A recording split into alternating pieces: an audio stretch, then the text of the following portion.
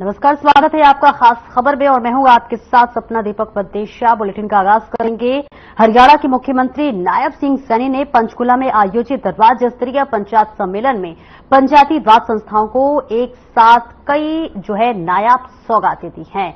आपको बताते चले कि सौगातें देकर वाहवाही भी बटोरी है। उन्होंने जहां 2400 करोड़ रुपए के विकास कार्यों की घोषणा की, तो वहीं प्रदेश की 1861 ग्राम पंचायतों को एससी-बीसी चौपालों की मरम्मत या फिर यूं कहे कि अधूरी पड़ी चौपालों को पूरा करने के लिए अनुदान के तौर पर एक क्लिक से 118 करोड़ 47 लाख करोड़ रुपए ट्रांसफर किए।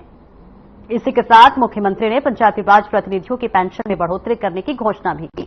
आपको बता दें, मुख्यमंत्री नायब सिंह सैनी ने सरपंचों को संबोधित करते हुए कहा कि सभी सरपंच अपने अपने गांव के विकास के लिए कार्य करवाने हेतु रोड मैप बनाए और धन की कतई कमी नहीं रहने दी जाएगी। और इसी के साथ उन्होंने यह भी कहा कि वे पंचायत में प्रस्ताव पास करके अपने क्षेत्र के विधायकों को भेज दें, बिना रोक टोक काम करवाया जाएगा। तो वहीं मुख्यमंत्री ने आगे कहा कि हमारी सरकार पहली सरकार है जिसने पंचायती राज संस्थाओं के प्रतिनिधियों के मानदेय में न केवल बढ़ोतरी की है, बल्कि आपको बता दें प्रतिनिधियों को पेंशन देना हमने ही शुरू किया है। तो आपको बताते चले कि महज 3 महीने में हरियाणा में विधानसभा चुनाव होने वाले हैं और ऐसे में लगातार सभी पार्टी पूरी तैयारी में लगी हुई है। बात कर ले बीजेपी की, तो देखिए बीजेपी की तरफ से कल एक अहम बैठक की गई और इस बैठक में कई तरह की सौगातें दी गई, जिसमें आपको बता दें कि 2400 करोड़ रुपए की सौगात दी गई है।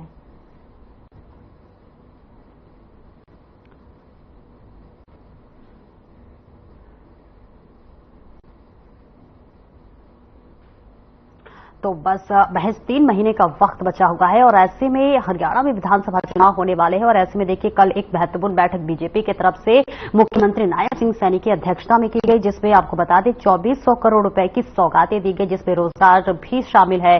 5000 लोगों को रोजगार दिया जाएगा और इसी के साथ साथ कई तरह की सौगातें दी गई। इसी के साथ साथ आपको बताते चले कि मुख्यमंत्री नायब सिंह सैनी ने भी कई सारी बातों का जिक्र किया। उन्होंने कहा कि पंचायत में प्रस्ताव पास करके अपने क्षेत्र के विधायकों को भेज दे, बिना रोक टोक काम करवाया जाएगा। वहीं नायब सिंह सैनी ने कहा कि हमारी सरकार पहली ऐसी सरकार है जिसने पंचायती राज संस्थाओं के प्रतिनिधियों के मानदेय में न केवल बढ़ोतरी की है, बल्कि प्रतिनिधियों को भी पेंशन देना हमने ही शुरू किया था। कई सौगातें कल मुख्यमंत्री की अध्यक्षता में दी गई। तो इस बीच आपको ये बताते चले कि बड़ी सौगात मानी जा रही है। पट्टेदारों को देखिए मालिकाना हक मिलेगा, गांव शहर में गरीबों को घर मिलेगा और इसी के साथ साथ युवाओं को भी नौकरी दी जाएगी। 5000 लोगों को नौकरी दी जाएगी। इसी के साथ साथ 2400 करोड़ रुपए की ये बड़ी और बहुत अहम सौगात मानी जा रही है, जो कि मुख्यमंत्री नायब सिंह सैनी की अध्यक्षता में कल मीटिंग हुई थी, कल बैठक हुई थी, उसमें ये फैसला लिया गया था। तो ये बड़ी जानकारी आपको ये भी बता रहे हैं कि लगातार राज्यों की गांव और शहर में गरीबों को घर भी दिया जाएगा, पट्टेदारों के मालिकाना हक दिया जाएगा, पंचायती राज प्रतिनिधियों की पेंशन में बढ़ोतरी भी की जाएगी। यानी कि आपको बता दें कि ये पूरी की पूरी सौगात हरियाणा वासियों सैनी की अध्यक्षता में जो कि लिया जाएगा, यानी कि महज तो ये आपको बता रहे हैं। और इसी के साथ साथ आपको यह भी बता रहे हैं कि देखिए महज 3 महीने का वक्त बचा हुआ है और 3 महीने में हरियाणा में विधानसभा चुनाव होने वाले हैं और ऐसे में लगातार सौगातों पे सौगातें दी जा रही हैं और इसी पर आज खास चर्चा करेंगे। और इस चर्चा में आपको मेहमानों से रूबरू करा देते हैं। हमारे साथ बता दें बीजेपी के प्रवक्ता राजबीर रोहिला जुड़ रहे हैं और इसी के साथ कांग्रेस से प्रदेश प्रवक्ता नीरज जागीर जी जुड़ रहे हैं, गुप्ता जी, और इसी के साथ साथ हमारे संवाददाता भी ओपी शर्मा जुड़ रहे हैं। सबसे पहले मैं अपने संवाददाता ओपी शर्मा के पास जाऊंगी, क्योंकि ओपी शर्मा आप ग्राउंड जीरो पर है और लगातार फील्ड में भी जाते हैं। तो ऐसे में अगर बात हरियाणा की कर ले तो हरियाणा में क्या कुछ किन पार्टियों की तरफ से तैयारी चल रही है और क्या कुछ हलचल दिख रहा है, और जो एक तरह से हवा की रुख कर ले तो किस पार्टी की ज्यादा चल रही है? अब हरियाणा के अंदर जो लोक विधानसभा के जो चुनाव होने हैं, अपना ऑडियो में दिक्कत है। तो हरियाणा में जो विधानसभा के आगामी चुनाव होने वाले उसमें शायद अधिकतम 65 दिन का वक्त ही कहीं ना कहीं बचा और ऐसे में प्रदेश की सभी सियासी पार्टियां जो है अपने अपने तरीके से कहीं ना कहीं तैयारी कर रही हैं। पर कितना है कि बीजेपी सत्ता में है तो इनकी सरकार की तरफ से अलग तैयारी है और संगठन की जो है वो अलग तैयारी है। तो कह सकते हैं कि सभी पार्टियां चल रही हैं। अगर मैं भारतीय जनता पार्टी की बात करूं तो कल रात को करीबन 9-10 बजे तक जो है वो चंडीगढ़ पंचकुला के जो पिंजौर में है भारतीय जनता पार्टी की कुछ स्तरीय बैठक हुई है जिस पर चुनाव को लेकर जो चर्चा की गई। हालांकि मीडिया को उसका ब्यौरा नहीं दिया गया। वहीं अगर सरकार की बात करें तो सरकार की तरफ से इन दिनों जो भी डिमांड्स विभिन्न वर्गों से आ रही है, जो एक बड़ा वर्ग वोटर्स का है कहीं ना कहीं उनको जो है वो मान लगा रहा है। यहाँ तक कि अगर मैं कहूँ तो सरकार अपने पुराने जो फैसले जो लिए थे जिसके चलते कहीं ना कहीं एंटी इनकम्बेंसी लोकसभा चुनाव में देखने को मिली थी, तो उनको भी पलटने का कहीं ना कहीं काम कर रही है। कल पंचकुला में जो है राज्य स्तरीय महापंचायत सम्मेलन का आयोजन किया गया था जिसमें मुख्यमंत्री नारायण साहनी ने जो पंचायती राज संस्थाओं के जितने भी प्रतिनिधि थे, चेयरमैन थे, उपाध्यक्ष थे, सरपंच थे या बाकी जितने भी ब्लॉक समिति के चेयरमैन थे, उपाध्यक्ष थे, इन सभी की जो मानदेय जो इनको ऑनरेरियम मिलता था उसमें करीबन 1.5 गुना की जो है वो बढ़ोतरी कर दी है। साथ ही मुख्यमंत्री ने इस दौरान करीबन मैं अगर मानूं तो सिर्फ ग्रामीण विकास के लिए जो है वो 1200 से 13 करोड़ रुपए देने की घोषणा की। हालांकि मुख्यमंत्री नारायण साहनी ने कुल 2400 करोड़ देने की जो है घोषणा की थी, लेकिन उसमें से 900 करोड़ रुपए जो वो शहरी विकास पर खर्च होगा, 900 करोड़ रुपए जो है ग्रामीण विकास पर खर्च होगा। करीबन 430 करोड़ के आसपास का पैसा जो राज्य वित्त आयोग स्टेट फाइनेंस कमीशन होता है उसके जरिए भी जो हरियाणा को दिया जाएगा। और एक जो लंबे समय से हरियाणा में एससी और बीसी की चौपालों को पक्का करने का जो डिमांड्स आ रही थी उसको लेकर भी जो है कल मुख्यमंत्री नारायण साहनी ने 118 करोड़ रुपए जो है वो जारी कर दिए। तो इसके अलावा और भी बहुत सारे फैसले 21 लाख जो सरपंच अपने दम पर कोटेशन के आधार पर जो खर्च कर सकता था उसका भी जो व्यापक तौर पर कहीं ना कहीं स्वागत हुआ है। तो ओवरऑल मैं ये कहूँ कि बीजेपी वो हर संभव कोशिश कर रही है जो पिछले 10 साल की एंटी इनकम्बेंसी उनको लोकसभा में दिखी थी उसको खत्म किया जाए। वहीं अगर बीजेपी की बात करें, कांग्रेस की बात करें तो कांग्रेस ने एक मुहिम चलाई है जनता मांगे बीजेपी से 10 साल का हिसाब। तो इस मुहिम के तहत बीजेपी कांग्रेस के जो कार्यकर्ता हैं वो घर घर जाकर जो है वो लोगों से बीजेपी के जो कमियां थी वो बताएंगे। इस अभियान के तहत कांग्रेस की तरफ से एक चार्जशीट जो तैयार की गई है। जो भी बीजेपी की कांग्रेस को लगता है जो नाकामियां हैं उनका एक डिटेल ब्यौरा जो तैयार किया गया और वो जनता के बीच में बांटा जाएगा। उनके कार्यकर्ता जो है लिए जाएंगे और इस दौरान जितने भी पार्टी के बड़े नेता विधायक सांसद हैं वो अपने अपने इलाकों में जाकर प्रचार करेंगे। साथ ही शायद 20 तारीख के आसपास से 20 या 21 जुलाई के आसपास से जो रोहतक से कांग्रेस सांसद दीपेंद्र सिंह हुड्डा है वो एक यात्रा के ऊपर भी पूरे प्रदेश में जो हम चलेंगे। वहीं अगर इनेलो की बात करें तो इंडियन नेशनल लोकदल जो है वो बहुजन समाज पार्टी के साथ गठबंधन उन्होंने किया है और उम्मीद की जा रही है कुछ एक इक्का दुक्का जो छोटे पार्टियां हैं जो अपने एक या 2 जिले तक सीमित है उनके साथ भी आने वाले वक्त में जो है वो गठबंधन करने की कवायद जो वो चल रही है। और अगर हम हरियाणा आम आदमी पार्टी की बात करें तो उनका भी अलग से प्रचार चल रहा है और इस वक्त सभी पार्टियों में जो है ज्वाइनिंग हो रही है। आज बताया जा रहा है कि जो हरियाणा के 1950 के अंदर उप मुख्यमंत्री होते थे जॉइंट पंजाब के वक्त, तो उस वक्त के जो उप मुख्यमंत्री थे मास्टर शेर सिंह कादियान उनकी बेटी भी जो है वो आज आम आदमी पार्टी का जो दामन थाम रही है। तो इस तरीके से कह सकते हैं कि सभी पार्टियां अपने अपने तरीके से प्रचार करने में जुटी हुई है। विपक्ष सरकार के ऊपर निशाना साध रहा है और सरकार उनको लेकर जो अपनी प्रतिक्रिया और अपने जवाब कहीं ना कहीं दे रहे हैं। लेकिन अब ओवरऑल जो है कि आधार संहिता लगेगी और चुनाव होगा और उसके बाद जनता तय करेगी। राजवीर जी आपके पास आऊंगी क्योंकि देखिए अब महज 3 महीने का वक्त बचा हुआ है और रायसेन विधानसभा चुनाव होने वाले हैं। सवाल ये है कि चुनाव के समय जो है इतनी बड़ी बड़ी सौगातें देना आखिर चुनाव के वक्त ही क्यों? नमस्ते सपना जी, आपके दर्शकों को मेरी राम राम और प्रवक्ता और पत्रकार साथी को मेरी प्रणाम।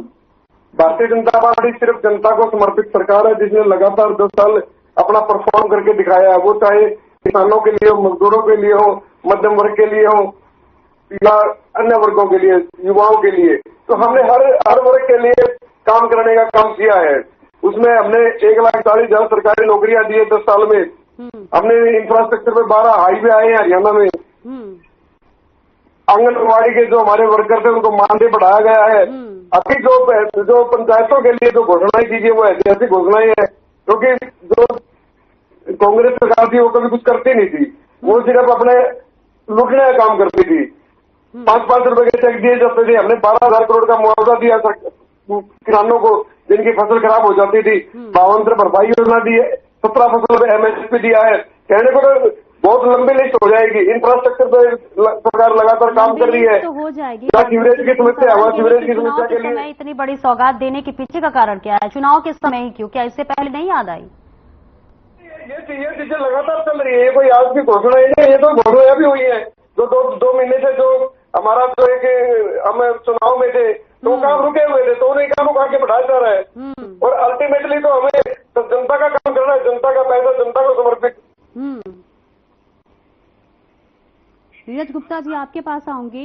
अभी देखिए 3 महीने का वक्त बचा हुआ है और ऐसे में देखिए बहुत कम टाइम है, बहुत कम समय है विधानसभा चुनाव की तैयारियों के अगर जिक्र कर ले। और देखिए आप लोगों की तरफ से भी बड़ा अभियान चलाया जा रहा है। घर घर जाके जो है बीजेपी 10 सालों में क्या काम किए, इसके लिए भी लगातार जो है उनके नाकामियों को गिनाया जा रहा है। आपकी क्या तैयारी है विधानसभा चुनाव को लेकर? देखिए, कांग्रेस पूरी तरह चुनाव के लिए तैयार है। ये मेरे बीजेपी प्रवक्ता साथी जो बोल रहे हैं, मैं इनको याद दिलाना चाहूंगा। सभी बातें सिर्फ लास्ट के 2 महीने में याद आ रही हैं। मैं पहले भी कहता रहा हूं, ये सरकार झूठी और घोषणाओं की सरकार है। जब 9.5 साल की घोषणाएं अब तक पूरी नहीं हुई तो मात्र 2 महीने इलेक्शन में बचे तो क्या सारी घोषणाएं पूरी हो जाएंगी? सिर्फ जनता को बरगलाने के लिए हमने ये कर दिया, वो कर दिया। अरे घोषणा कर रहे हो, ये बढ़ा देंगे, मिलेगा कब? ये सबसे ज्यादा इंपॉर्टेंस है। आज आपने घोषणा करी, उनका वेतन 1.5 गुना कर दिया, या वो जो सरपंचों को बढ़ा दिया, जैसे कहीं पेंशन बढ़ा दी, वो इम्प्लीमेंट कब होगा? ये तो 9.5 साल से जनता सुनती आ रही है। हमने ये किया, वो किया। आपके प्रवक्ता साथी में पहले भी डिबेट करता हूँ, ये बोलते हैं जी घोषणाएं हो चुकी है, पाइपलाइन में है। अरे वो पाइपलाइन का ढक्कन कब खुलेगा? हो सकता है उस पाइपलाइन का ढक्कन हम ही खोलें, हमें जनता मौका दे दे। देखिए, जनता सब समझ चुकी है। ये सिर्फ लोकसभा इलेक्शन का साइड इफेक्ट है, क्योंकि लोकसभा में हाथ, बीजेपी में साफ। ये लोकसभा के चुनाव से हारे हुए हैं, घबरा गए हैं उनसे। उसको डैमेज कंट्रोल करने के लिए सिर्फ आनंद भानम में घोषणाएं पूरी की जा रही हैं, जबकि हमारे मुख्यमंत्री को ये नहीं पता, प्रवक्ता साथी को ये नहीं पता ये पैसे इनके घर के हैं या इनकी पार्टी के हैं। 60,000 करोड़ का कर्जा था, आज 4.5 लाख करोड़ का कर्जा हो गया। क्या कर्ज लेकर देश के आने वाली पीढ़ी को कर्तव्य दबाएंगे क्या? विकास विकास विकास, अरे करते जा रहे हो। इनके पास कुछ वस्तु तो है ही नहीं। 4.5 लाख करोड़ का कर्जा है, उसकी किस्त और ब्याज भत्ते देने में सारा पैसा चला जाता है। सरकारी कर्मचारियों की तनख्वाह देने में चला जाता है। कहां से पूरा करेंगे? जनता को सिर्फ बेवकूफ मारे और डेवलपमेंट के लिए कोई पैसा नहीं बनता, सिर्फ घोषणाएं पे घोषणाएं कर रहे हैं।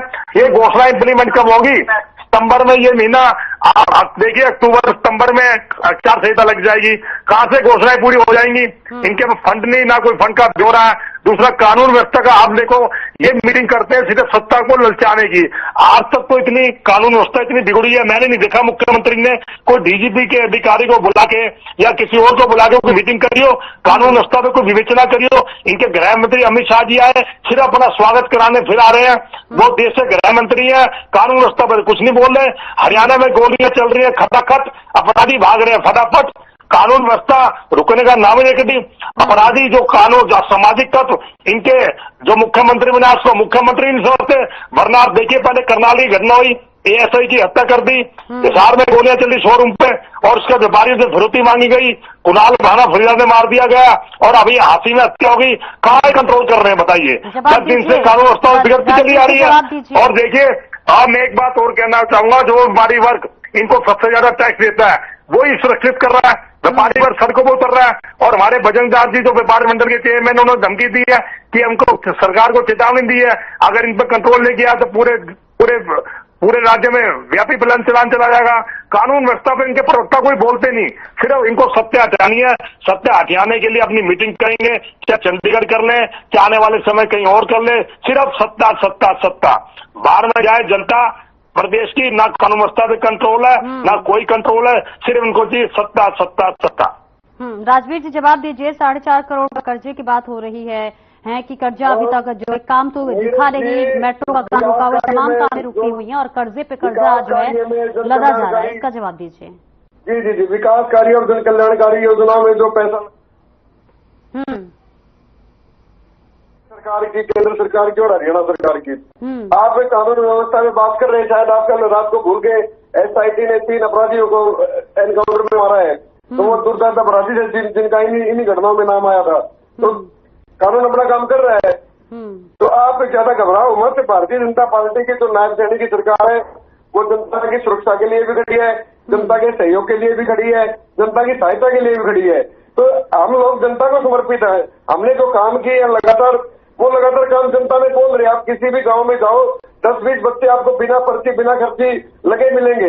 इन्होंने क्या किया है, इन्होंने 88,000 नौकरियां दी थी, हमने 1,40,000 नौकरियां दी है। लाखों बच्चों को हमने SKRN में सिक्योर किया है। जब ये लोग 18,000 रुपए दस्तक करवाते थे ठेके में लगा के और 8,000 रुपए उसकी पॉकेट में डालते थे। जो इन्होंने जमीन खरीदी है, तो इन्होंने वो 7,000 करोड़ की जमीन 56,000 करोड़ में वाड्रा को बेच दी। 50,000 एकड़ जमीन गई है झज्जर की, जहाँ कोई डेवलपमेंट नहीं हुआ, वो सिर्फ बिल्डरों को दी गई। वो आपके नेता CLU गैंग लीडर ने की, ठीक है ना। पहले वो आपने क्या किया कि उसको नोटिफाई के लिए भेज दिया, फिर उसे कैंसिल कर दिया, फिर अपने बिल्डर मित्रों को, ये बहुत बड़ा स्कैम किया था आप लोगों ने, तो पूरा हरियाणा जानता है। हरियाणा की जनता ने आपसे तरस होकर ही बीजेपी का विकल्प चुना था और बीजेपी ने अपना काम बखूबी किया है। बीजेपी ने हर उस क्षेत्र में काम किया जहां जरूरत थी, चाहे वो डेवलपमेंट की बात हो, चाहे वो शिक्षा की बात हो, चाहे वो स्वास्थ्य की बात हो। आयुष्मान भारत जो योजना है उसे चिरायु जोड़ के हमने 5 लाख तक का लाखों लोगों को लाभ दिया है, जिनके पास पैसा नहीं था उनका इलाज करवाया गया है। शर्मा का, क्योंकि जो ओपी कल जिस तरह से मुख्यमंत्री नायब सिंह सैनी की अध्यक्षता में बड़ी बड़ी सौगातें दी गई और चाहे रोजगार की बात कर ले या फिर पंचायती राज में पेंशन की बात कर ले, तमाम जो है सौगातें दी गई। ऐसे में अगर बात कर ले जनता का इस पर क्या सुझाव है, क्या रुख है, क्या जनता अपने उनके द्वारा दी गई इस घोषणा पर खुश है, क्या उनका रिएक्शन फिलहाल सामने आ रहा है?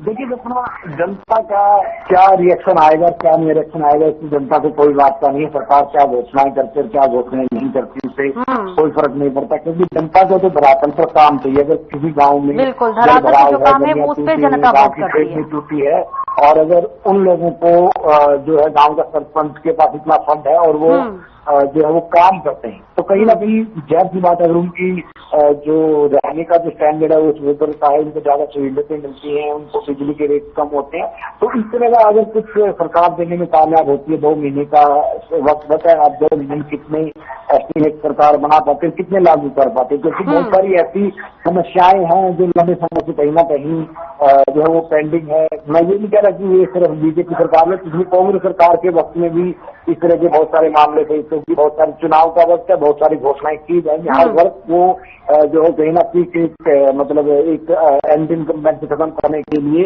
जो दी जाती है। 2014 में जब भूपेंद्र सिंह हुड्डा सत्ता से बाहर हुए थे तो कांग्रेस की सरकार थी, उन्होंने भी बहुत सारी घोषणा की थी, लेकिन वो सत्ता से बाहर होगी, बाद में जो बीजेपी को पूरी करनी पड़ी। तो भारतीय जनता पार्टी भी जो घोषणाएं करती जा रही है, कितनी घोषणाएं हैं जो हालांकि तेजी से लागू करने का काम चल रहा है, लेकिन देखना होगा कि कितनी घोषणाएं ये लागू करके धरातल पर लेकर आ पाते। कुछ ऐसी घोषणाएं जो कर दी जाती है लेकिन उनको जो लागू करने में कुछ वक्त लगता है, तो कई बार ऐसा होता है कि घोषणाएं जरूर कर दी जाती हैं और चुनाव में जब अगली सरकार आती है तो वो ही कहीं ना कहीं उन घोषणाओं को जो है वो पूरा करती है। तो कह सकते हैं कि इस वक्त एक दूसरे के ऊपर आरोप लगाकर माहौल तो जो है वो सभी पार्टियां जो बारी बारी से जो है वो सियासी माहौल को गरमाने का काम कर रहे हैं। हर रोज किसी न किसी पार्टी में कुछ ना कुछ ज्वाइनिंग होती है, लेकिन लोकतंत्र है और लोकतंत्र में फैसला जो है वो ईवीएम की बटन जनता का आकर करती है। और जब उम्मीद की जा रही है कि 10 से 15 सितंबर के बीच में हरियाणा के अंदर आचार संहिता जो लग जाएगी और उसके 1-1.5 महीने बाद जब चुनाव होंगे सब कुछ साफ होगा। बिल्कुल। देखिए समय का भी बहुत कमी है, आप दोनों से एक एक टिप्पणी ले लूंगी। नीरज गुप्ता जी, सबसे पहले आपसे कि अगर इस बार विधानसभा चुनाव में जनता अगर आपको वोट करे तो आप बस वो एक मुद्दा बताइए जिस पर जनता आपको वोट करे। ऐसा कौन सा वो सबसे मजबूत मुद्दा है जिसको लेकर आप जनता के बीच जा रहे हैं और जनता से वोट की अपील कर रहे हैं? देखिए, हम बेरोजगारी, विकास और कानून व्यवस्था के मुद्दे पर जा रहे हैं। अभी हमारा ये अभियान चला है कि जनता को बताएंगे इनके 10 साल का हिसाब 20 तारीख से शुरू हो जाएगा। और हमारे कार्यकर्ता नेता घर घर जाएंगे, इनके दावों की पोल खोलेंगे, इन्होंने क्या काम किया क्या नहीं। हमारे पास पूरी चार्जशीट है, उसमें एक एक चीज का ब्यौरा है और इन्हीं के सरकार का डाटा है जो कि अपलोड है, ये भी चेक कर सकते हैं कितना हमारी सरकार में जब गई थी कितना प्रदेश में कर्जा था, कितनी बेरोजगारी दर थी, सीएमए की रिपोर्ट थी, हर चीज में उनको मेंशन है। देखिए जनता इनके बरगलाने पे कुछ नहीं आएगी। मेरे अभी वो ओपी शर्मा जी बोल रहे थे, बिल्कुल सही बात बोली है, जनता धरातल पे काम देखेगी ना कि पाइपलाइन का काम खोलेगी। अब पाइपलाइन का काम ढक्कन वो खोलने का काम करेगी जिसे सरकार, जिसे जनता चुनेगी, चाहे इनको चुने, चाहे मुझे चुने, चाहे किसी और पार्टी को चुने, चाहे किसी पार्टी को चुने, जनता धरातल पे काम देखी, घोषणाएं नहीं देखी। घोषणाएं तो 9.5 साल से करते ही आ रहे हैं, आज तक वही घोषणाएं नहीं पूरी हो रही है। 2 महीने में कहां से घोषणाएं पूरी हो जाएंगी? अगर ये घोषणाएं पूरी होती है तो ये 2019 में 40 तो सिमट जाते हैं क्या? और लोकसभा में कहते हैं चंडीगढ़ की सीट के 11 कमल खिलाएंगे, 11 करम खिलाएंगे, 5 में रह गए, 6 हमारे खिल गए, तो इनको तो फर्क नहीं पड़ता है। सिर्फ इनको कानून व्यवस्था पे देखिए कुछ नहीं बोलते। इनके सीएम साहब ने कुछ बोला हो, कोई हाई लेवल की मीटिंग बुलाई हो कि प्रदेश में देखिए क्षेत्रीय मुद्दे सबसे ज्यादा होते हैं। अभी जब चुनावी मोड़ से हम लोकसभा से विधानसभा में आ रहे हैं तो हमारा हर कार्यकर्ता एक्टिव है, नीचे से लेकर ऊपर तक हमारी बूथ की तरफ से लेकर राष्ट्रीय स्तर की सारी बैठकें हो चुकी हैं। एक बार भारतीय जनता पार्टी की तरफ से जो निकल के आया है भाई हमें किस मुद्दे पे जाना, हमें सिर्फ और सिर्फ विकास के मुद्दे पे जाना। और कांग्रेस ने जो कर्मकांड किए हैं 10 साल में, जिनके कारण वो सत्ता से बाहर किया था, वो चीजें हमें याद दिलानी है कि हमने आपके लिए ये किया है, हमने आपकी जिंदगी में आसान की है, हमने आपको राहत दी है, हमने आपके लिए रोजगार के अवसर पैदा किए, हमने रोजगार दिए हैं।